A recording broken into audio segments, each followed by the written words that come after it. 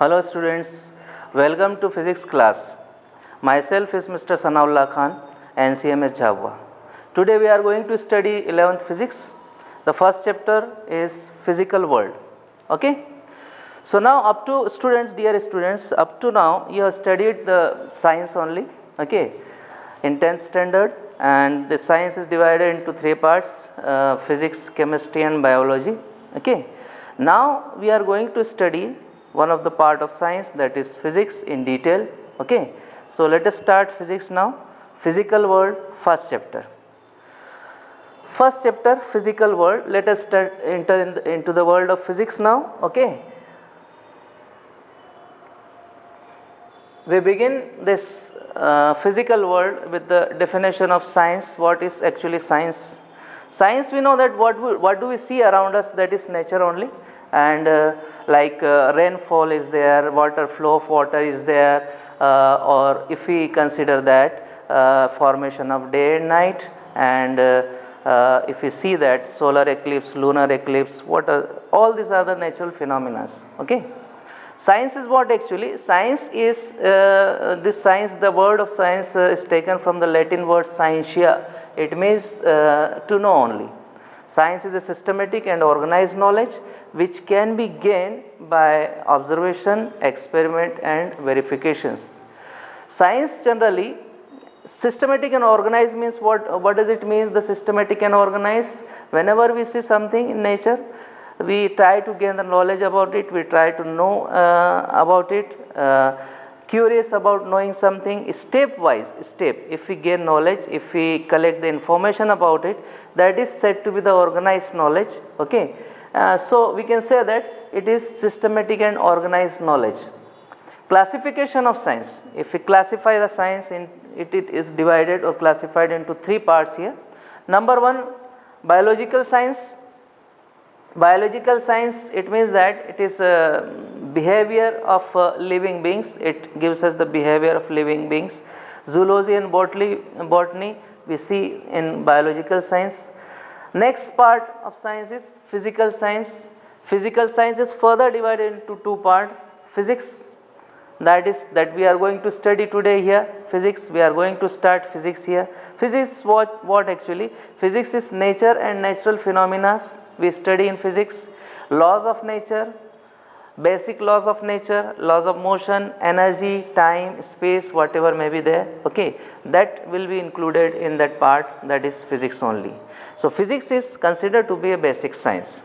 Next part of physical science is chemistry. In chemistry we study substances, structure of the substances and their composition, how they made up of or how it is composed. So this is about the classification of science. Okay. Let us see now.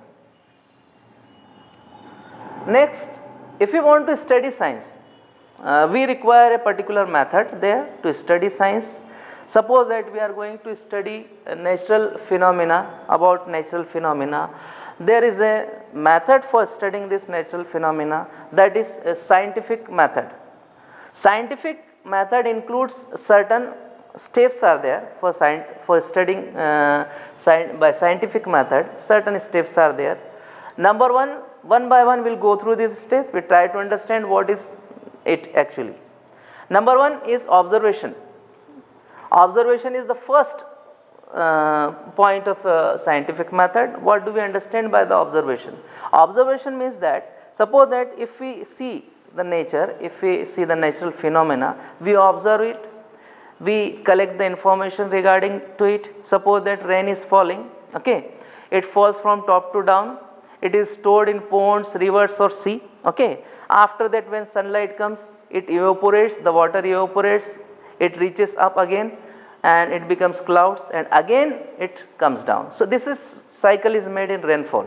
Okay, similarly the water flows through the canals, through the rivers there, the flow of water in a particular direction there, in which direction it is flowing, the water is flowing in a particular direction there, what is the reason behind that. Okay, then solar eclipse, lunar eclipse. Okay, these all are the phenomena. When we observe that, this is said to be the observation, when we observe the natural phenomena, and collect the information regarding it, that is considered to be observation, comes in the category of observation. This is the first point of the scientific method. If a scientist wants to study a particular natural phenomena, he observe it first thoroughly, the complete phenomena, then collect some information regarding it, then he will go through the next topic, and next topic we will see that the controlled experiment. Suppose that we have seen a particular event of nature, that is the water is flowing through a canal or river. Then why this water is flowing in a particular direction there? What is the reason behind the flow of water in the same direction there? We see that there is a surface of a particular place is little bit tilted up and downwards, so it always flows, the water always flows from topper end to the lower end, means the higher level to lower level there. Okay.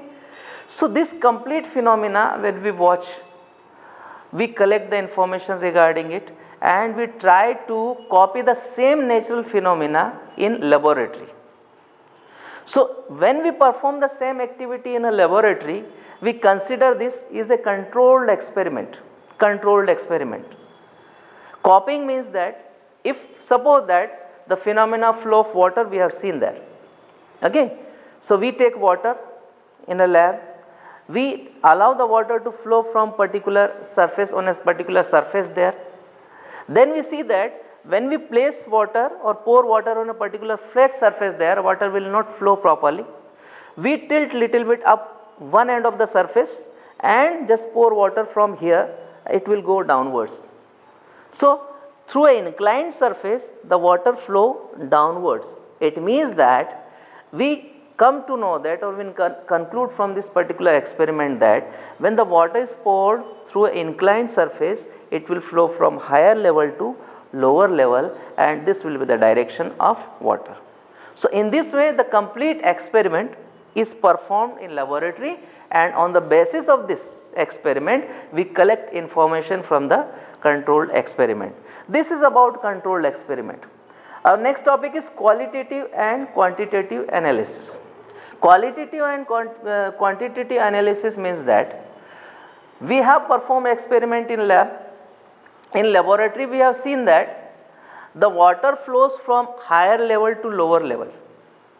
This is considered to be the qualitative analysis. This is the qualitative analysis of a particular phenomena. Okay. Now what about the quantitative analysis? Quantitative analysis means that suppose that an inclined surface is tilted up to a certain angle or it is kept up to a certain height. How much height is there? When we keep this much height, the water flow through in a particular direction.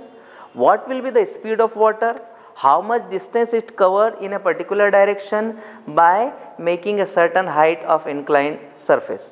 Okay. So this is, it shows the quantity. Okay.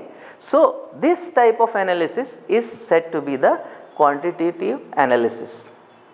Next part of this is mathematical modeling. So on the basis of this qualitative and quantitative analysis, the scientists make some term or formulas.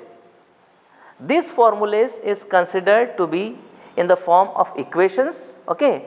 And these formulas are based on the qualitative and quantitative analysis of a particular natural phenomena.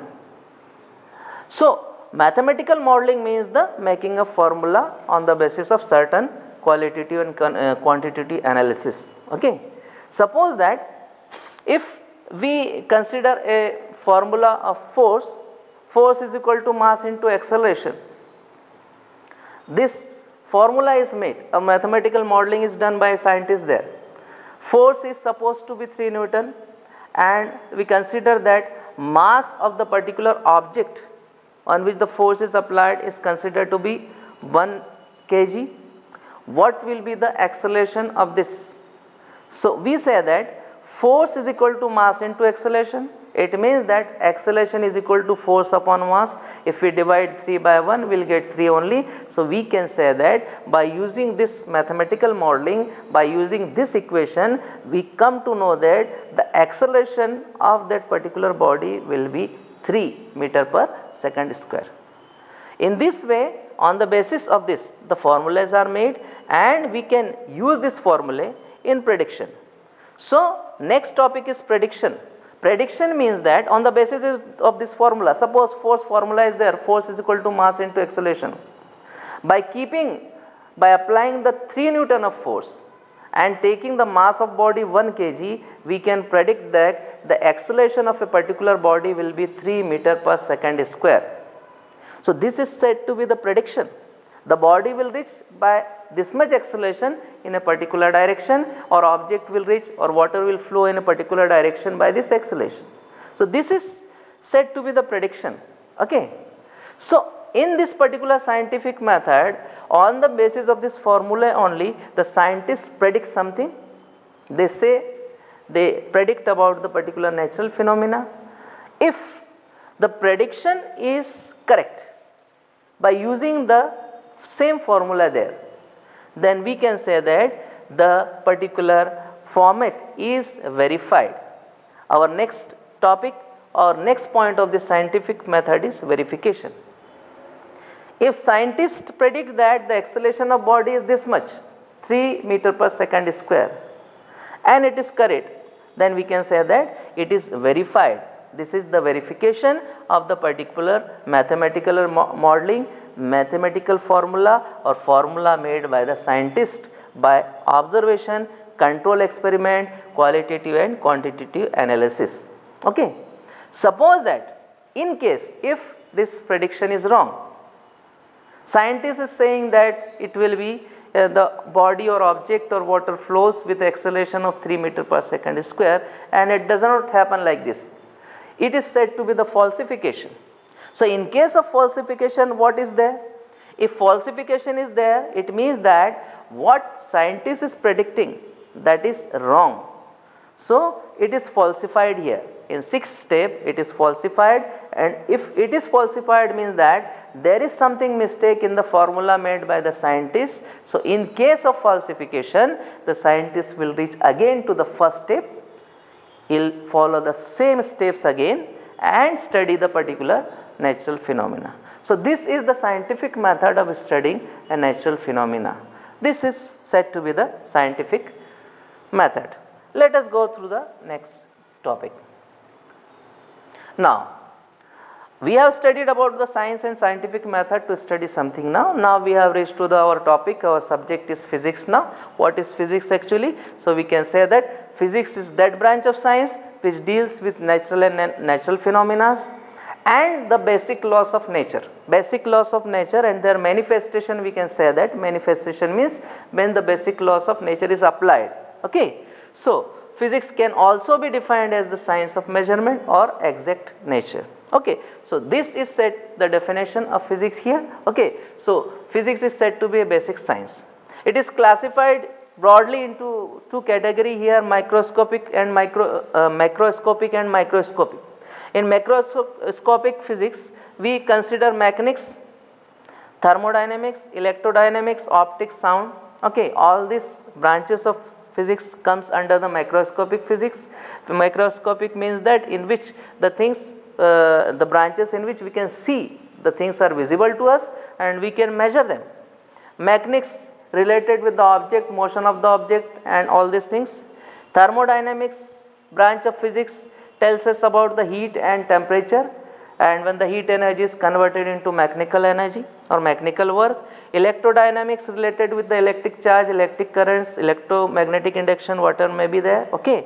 Optics related with the light, the nature of light, behavior of light, we study about the nature and behavior of light there. Sound, propagation of sound, we see that, the formation of sound we see in this case. Okay. And this is these all are the branches of macroscopic physics. Microscopic means teeny molecules, small molecules like atoms or molecules, teeny objects, particles are studied in this. So, this physics is considered to be quantum physics, nuclear physics, particle physics, okay, or which deals with the very minute scales of atoms and molecules. So, we study this branch of physics in microscopic form. In between this macroscopic and microscopic, there is one more branch lies there, that is considered to be mesoscopic. Mesoscopic means the bunch of 1000 atoms together when we study, okay. So, this category of physics is considered to be the mesoscopic type of physics. Let us go through the next topic, next thing. Now, in order to study this physics, there are two principal thrust areas. Thrust areas means that we have to put more efforts, more emphasis on this particular areas, okay. So, when we study physics there, physics is generally the study of basic laws of nature. Laws are made, so many laws are made, so many natural phenomena are there, okay, thousands and lakhs of phenomena we can see in nature there. If for a particular natural phenomena we make a separate law, then it will be very difficult for us to study and understand the physics there. So, in order to just make the physics, the study of physics simple, we consider, just put thrust means put emphasis on two principles of physics. These are the unification and reductionism. Number one, what do we understand by the unification? Unification means that if we study the different phenomena of nature by using the single law or minimum number of laws, it is considered to be the unified form. It means that this is the unification. It makes our study very simple also. For example, that whenever the object falls from top to down, the law of gravitation is applied there. We say that this is due to the gravitational law. Force of gravity is applied on the object so that it is falling from top to down. If we consider that the planet is revolving around the sun, Earth and other planets are revolving around the sun. If we think about the moon which revolves around the earth also, okay. So, fall of an object from top to down, revolution of earth and the planets around the sun, and we see that the moon revolve around the earth, all these phenomena are governed by a single law, and that law is the law of gravitation. It is applicable in all these phenomena. So, this is said to be the unification. We study the different phenomena by using the minimum number of laws or by using a single law. This is said to be the unification. Reduction is the next part of it. What do we understand by reductionism? Reductionism is that if a complex activity is there, a complex system is there, we divide the complex system into simpler form, and it will be easier for us to study the simpler part of this complex system. For example, the production of electricity through thermal power production is there, thermal power station is there, okay. Coal is burned there. On burning coal, we can say that heat is produced. This heat, by using this particular heat energy there, we boil a big broiler is there and water is poured there. We boil water there. By boiling water, what happens? The steam is generated from here. This steam is collected through a boiler, through a pipe. What will happen?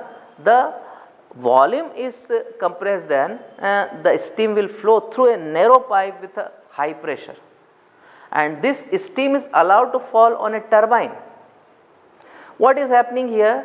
The heat energy, by using the heat energy here, we are converting the heat energy into mechanical work. The turbine start moving there. When the turbines start moving there, dynamo is there or magnets are there. By electromagnetic induction, the charges flow through it. When the charge flow through it, it forms current, electric current, and it is collected there. So, this complete the entire phenomena, complex phenomena system or activity there. We divide in small simpler parts there, and we can study it, okay. So, this is said to be the reductionism. This part is considered to be the reductionism. So, there are two principal thrust areas of studying physics. Number one is their unification.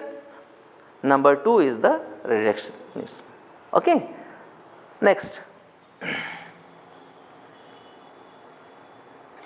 scope of physics.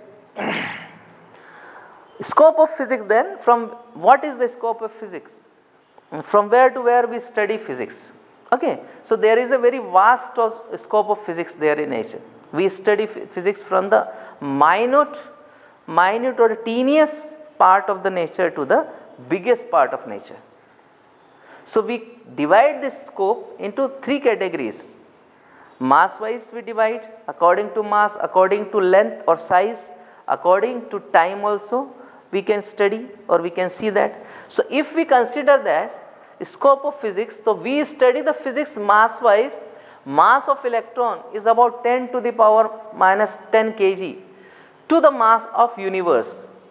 So, minute fundamental particle of nature is electron, its mass is 10 to the power minus 10. We start our physics from there and we reach up to the mass of the universe 10 to the power 55 kg. If we consider it lengthwise, its size lengthwise, then we can say that size of the nucleus is 10 to the power minus 15 meter. We can study physics to the size of universe up to 10 to the power 26 meter. So, this is the scope of physics lengthwise. If we see that the time wise, so scope of physics we can say that lifespan of fundamental particles 10 to the power minus 10 second and the life of sun is 10 to the power 18 second. So, in this way we can study the physics from the teeniest particle of the nature to the biggest particle, biggest part of the nature there. So, there is a very vast scope of studying physics. After this, what is the relation of physics with other branches of science? Generally physics is considered to be a basic science. Okay. Before this, I just want to explain to you about or tell you about the excitement of physics, scope and excitement. So, scope I have described to you. What is the excitement of physics? Excitement of physics means that by using the principles or rules of basic laws of nature or physics, when we invent the new gadgets, and those gadgets are very just make our work very comfortable and easy, these gadgets are considered to be the excitement of physics. For example, mobile is there, computer is there, okay. We can consider in medical science, we can consider laser is there, ultrasonography is there. All these gadgets are said to be the excitement of physics, which make our life very comfortable and easy. Let us come to the next topic, physics with other branches of science. What is the relation of physics with other branches of science? So, physics is generally considered to be a basic science there, and the contribution of physics is there in each branch of science there. Okay. Without the contribution of physics, we cannot study the other branches of science. We take the first part here, what is the relation of physics with maths, to maths. So, we say that generally maths is considered to be the language of physics. We say that in order to understand the theories and concept of physics, it leads to the development of various mathematical equations, mathematical formulas like differential equations, integrations, equations of motion. Okay. In all these things, we just see that differentiation or differential equation is a part of physics only, it will be used in maths. Integration is there, equations of motion is there, all these things may be used in mathematics. Next, physics in relation to chemistry. So, we say that there is an interaction between various particles which leads to understand the bonding and chemical structure of a substance. X-ray diffraction, radioactivity, it helps us to distinguish various solids and to modify the periodic table. So, there is a contribution of physics in chemistry also.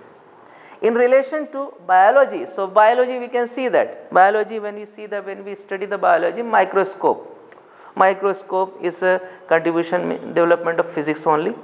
Okay.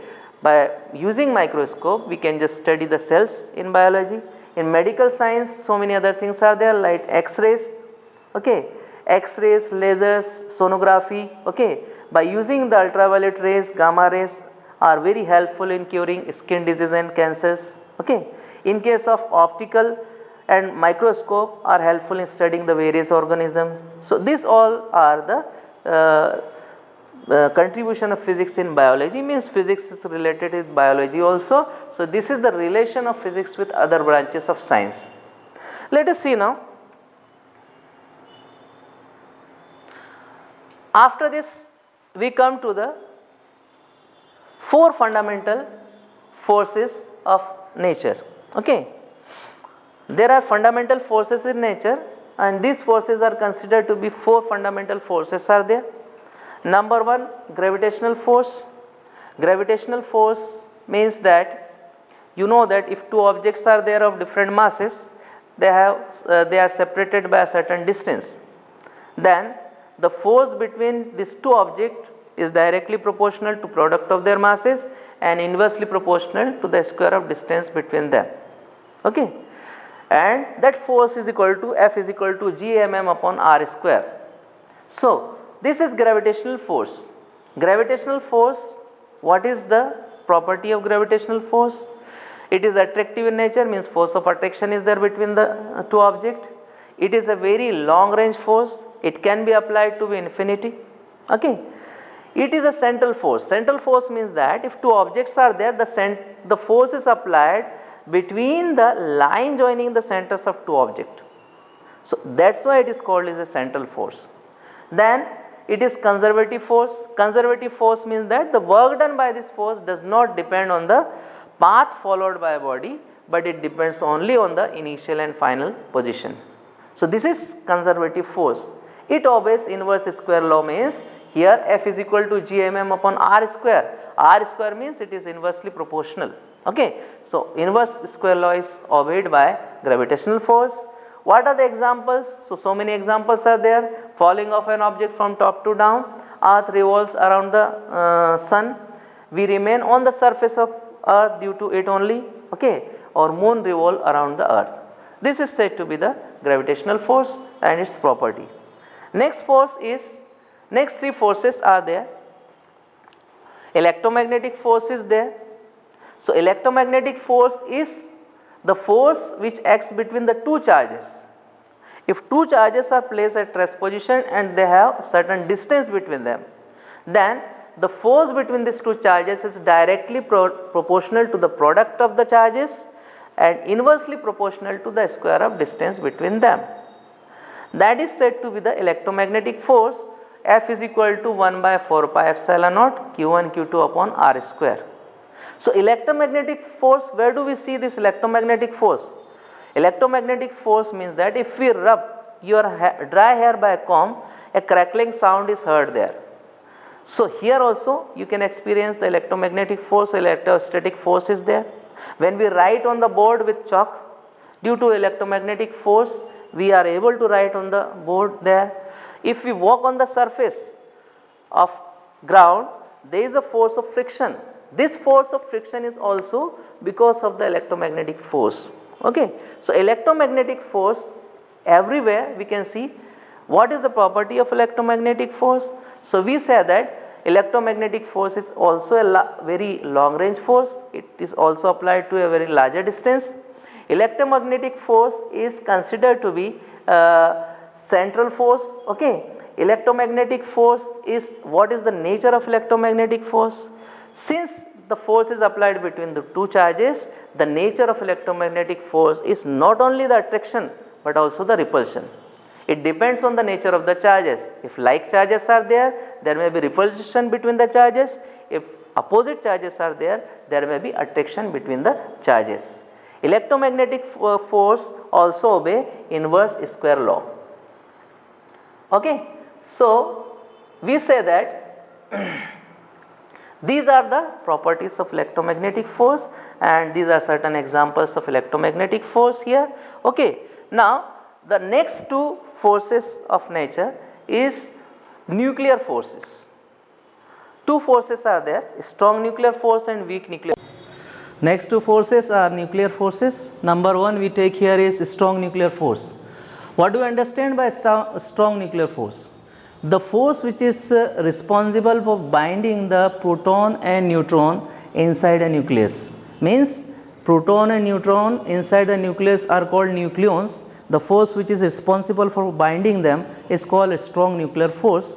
Okay. It is also a short range force. Its range is up to 10 to the power minus 15 meter only. Okay. Means the width of the nucleus only. It is attractive in nature. It is 100 times stronger than electromagnetic force, and it is non-central force. The force is not applied on the line joining the two centers of the two objects. Okay. It does not obey inverse square law. Next nuclear force is considered to be weak nuclear force. What do you understand by weak nuclear force? So, we can say that from the radioactive substances, due to radioactivity, some elementary particles are emitted out.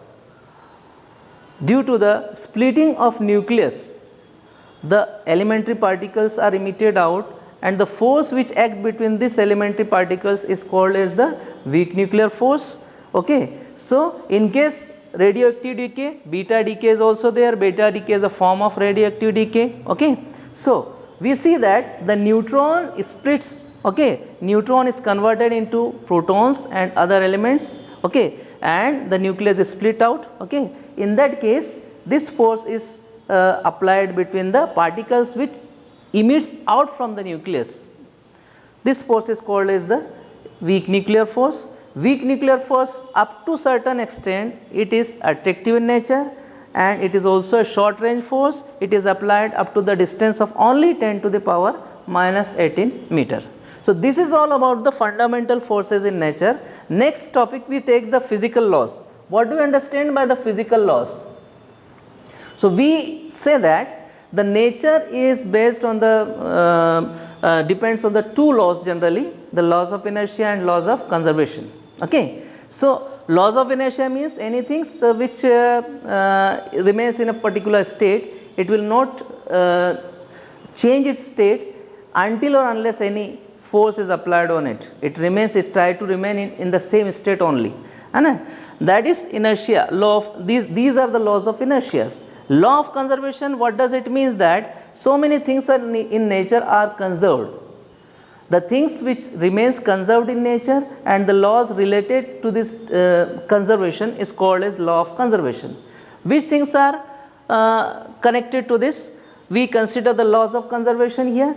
Number one law of conservation is the law of conservation of electric charge.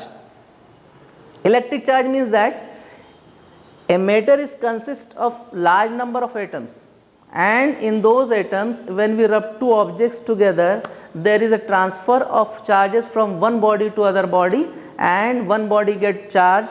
Means if the electrons are transferred from one body to other body, it means that the one body remains positively charged body, other body remains negatively charged body. Okay. In this way, the net charge of the body is considered to be 0 only, but when the charges are transformed, electrons are transformed from one body to other body, it means that they are transforming only, but overall if we add the charges of two bodies together, these charges remains conserved only. Okay. So, this is said to be the law of conservation of electric charge. Next we see here, it is very common to us, law of conservation of energy. You have already heard about the law of conservation of energy in previous classes also. It is neither be created nor be destroyed, but it can be transformed from one part to one form to other form, that is energy. So, we can say that energy can neither be created nor be destroyed, but it can transform from one form to other form. Okay. This is the law of conservation of energy.